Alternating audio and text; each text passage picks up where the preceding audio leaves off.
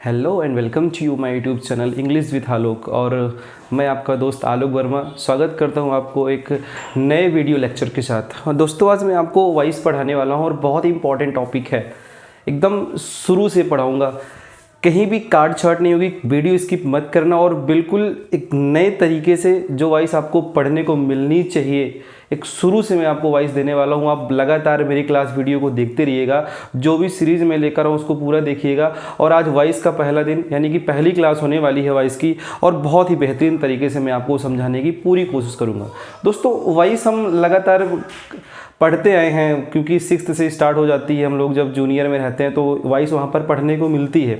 तो कुछ बच्चे अच्छे से पढ़ते भी हैं, कुछ बच्चे नहीं पढ़ पाते हैं। तो मैं उनको बता दूं कि वॉइस बहुत ही इंपॉर्टेंट होता है। बोर्ड एग्जाम बिल्कुल चल रही हैं और वहाँ वॉइस क्वेश्चन पुटअप्स होते हैं। अब चाहे बोर्ड एग्जाम हाई स्कूल हो, चाहे बोर्ड एग्जाम 12th हो, वहाँ पर वॉइस पूछी जाती है, चाहे ट्रांसफॉर्मेशन में आ जाए या फिर हाई स्कूल के बच्चों को सीधा वॉइस से आती है। ठीक, तो आज मैंने पूरी कोशिश की है कि वॉइस को आपको पूरी तरह समझा दिया जाए, ताकि जो परीक्षा आपकी नज़दीक है वहाँ पर आपको किसी भी तरीके की कोई समस्या ना हो क्वेश्चन को सॉल्व करने में वॉइस से रिलेटेड। ठीक है, तो आपको वॉइस के बारे में थोड़ा बताता हूँ। देखिए वॉइस की हिंदी वाच्य होती है। ठीक है, वॉइस की हिंदी क्या होती है?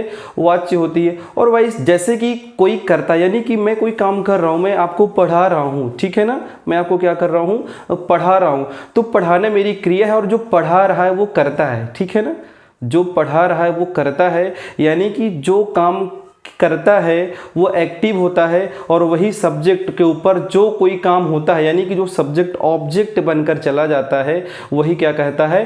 पैसिव कहलाता है। एक बार फिर समझा दूं, यानी कि जब कर्ता आपको दिखे, यानी कि जब आपको कर्ता दिखे तब समझ लेना वो एक्टिव वॉइस है, और जब आपको ऑब्जेक्ट दिखे तब समझ लेना क्या है? वो पैसिव वॉइस है। ठीक, तो मैंने आपको बताया कि जो वॉइस होती है वो दो तरीके की होती है, यानी कि दो प्रकार की होती है। एक होती है एक्टिव वॉइस, एक होती है पैसिव वॉइस। एक्टिव वॉइस की हिंदी होती है कर्तवाच्य और पैसिव वॉइस की हिंदी होती है कर्मवाच्य। ठीक, एक्टिव वॉइस की हिंदी क्या होती है?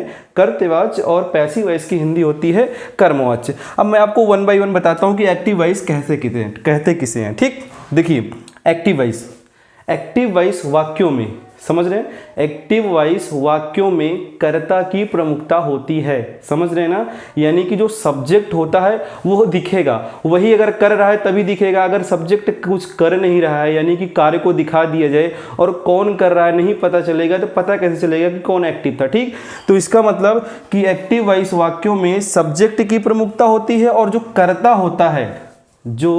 कर्ता होता है, यानी कि जो सब्जेक्ट होता है वही आपका क्या होता है? एक्टिव होता है। और उसके बाद जो वो कार्य कर रहा होता है, यानी कि जो उसकी क्रिया होती है वो किस में होती है?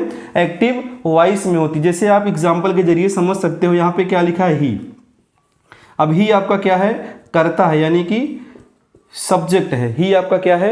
सब्जेक्ट है, और यही एक्टिव है। देखिए आप जब भी ऑनलाइन होते हो तो एक्टिव दिखाता है, जब एक्टिव आप होते हैं तो दिख रहा होता है। ठीक है ना, अब ये एक्टिव है, और ये जो करता है कौन सा काम कर रहा है?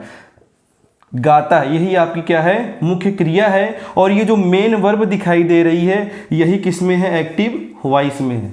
ठीक, यानी कि कर्ता जब काम कर रहा होता है तो कर्ता दिखता है, वही एक्टिव होता है। अगर ये एक्टिव ना होता तो गाना कौन गाता? यदि ये ही एक्टिव ना होता तो गाना कौन गाता? तो दिख रहा है, मालूम चल रहा है कि जो करता है वही इस गाने को क्या कर रहा है? गाता है। तो इसका मतलब ही आपका क्या है? एक्टिव है, और ही द्वारा जिस वर्ब का प्रयोग किया गया है, यानी कि सिंग्स, ये आपकी किस में है? एक्टिव वॉइस में है। राइट, समझ में आ गया होगा। चलिए अब हम देखते हैं पैसिव वॉइस को।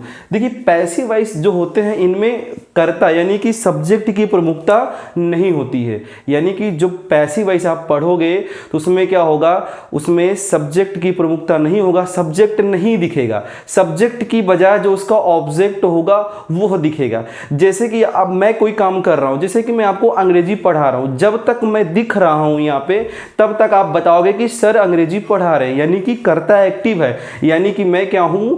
एक्टिव हूं, और मैं एक्टिव होकर आपको अंग्रेजी पढ़ा रहा हूं। ठीक, अब जब मैं एक्टिव नहीं होऊंगा, मैं चला जाऊंगा, तो यहाँ पे आपको बोर्ड में लिखा हुआ दिखाई देगा, ठीक है। तो आप पूछोगे, आप कहोगे कि यह अंग्रेजी पढ़ाई गई है सर के द्वारा, यानी कि अब ये प्रमुख हो गया, यानी कि अब ऑब्जेक्ट जो है वो एक्टिव हो गया और जो सब्जेक्ट था वो ऑब्जेक्ट बन गया। अब बात होगी उसकी, जो ऑब्जेक्ट दिख रहा है उसकी बात होगी, क्योंकि अब वहां पे सब्जेक्ट नहीं दिख रहा है, क्योंकि अब सब्जेक्ट के ऊपर काम हो रहा है, सब्जेक्ट ने काम करके चला गया। अब सब्जेक्ट के बारे में बात नहीं होगी, लेकिन सब्जेक्ट ने जो काम किया है उसके बारे में बात होगी। उसके बारे में बात होगी तो सब्जेक्ट का नाम भी लिया जाएगा, लेकिन तब वह सब्जेक्ट क्या बन जाएगा, ऑब्जेक्ट बन जाएगा। समझ में आया? तो ये हुए एक्टिव और पैसिव की बात। आप देख सकते हो इन वाक्यों में किसकी प्रमुखता होती है, ऑब्जेक्ट की। यहां पे क्या था, आ सॉन्ग क्या था, ऑब्जेक्ट था। अब यहाँ पे इस ऑब्जेक्ट को क्या बना दिया गया, सब्जेक्ट बना दिया गया।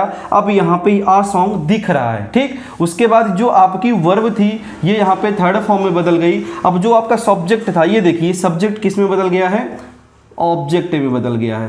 कहने का मतलब अब जो गाना गाया गया है वो किसके द्वारा गाया गया है, उसके द्वारा गाया गया है। अब जो ऑब्जेक्ट, जो काम हुआ है उसके बारे में बात हो रही है, उसको पहले कर दिया गया है, उसको शो ऑफ किया गया है। और एक्टिव वाक्य में क्या था, कर्ता पहले दिख रहा था। समझ में आया? यानी कि जिन वाक्यों में कर्ता की प्रमुखता होती है, कर्ता दिखता है, कर्ता एक्टिव होता है, यानी कि सब्जेक्ट एक्टिव होता है और उसकी वर्ब एक्टिव वॉइस में होती है, वही वाक्य क्या कहलाते हैं, एक्टिव वॉइस कहलाते हैं। और उसके बाद जो पैसिव वॉइस होता है उसमें कर्ता की प्रमुखता नहीं होती, यानी कि उसमें सब्जेक्ट आपको नहीं दिखेगा, ठीक। सब्जेक्ट जब आपको नहीं दिखेगा तो सब्जेक्ट क्या बन जाएगा, बाई के द्वारा ऑब्जेक्ट बदल जाएगा।